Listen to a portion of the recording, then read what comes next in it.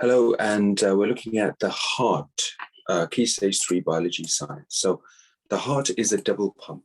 It has 4 chambers. The top 2 are the left and right atria, and the bottom 2 are the left and right ventricles. The right side pumps blood to the lungs to be oxygenated. The left side pumps blood around the body, and it becomes deoxygenated as it drops off oxygen to the cells.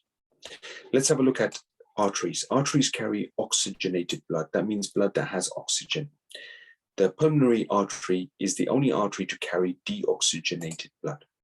This is because it is going to the lungs to pick up oxygen, and you can see this in the diagram.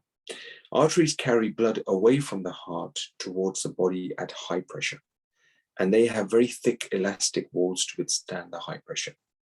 The high pressure in the arteries causes a pulse that can be felt especially in the wrist and the neck. Arteries narrow down into what we call capillaries.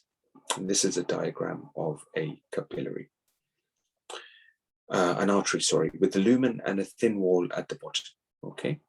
Capillaries are here on the top right-hand side. Capillaries are only 1 cell thick and have very thin walls to allow oxygen and nutrients to diffuse out of them.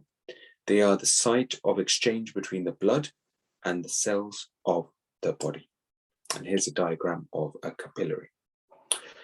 So let's have a look at coronary heart disease. So the coronary arteries supply the heart with oxygen and nutrients.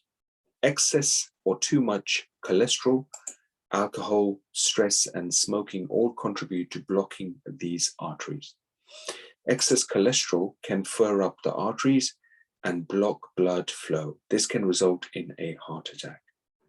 Okay, so here are some key terms that you need to read. So these are the basics about the functioning of the heart and the arteries and the capillaries and heart disease. Have a look at the rest of the text and read more information, answer the questions. We'll follow this up in much more detail in our next class. Good luck.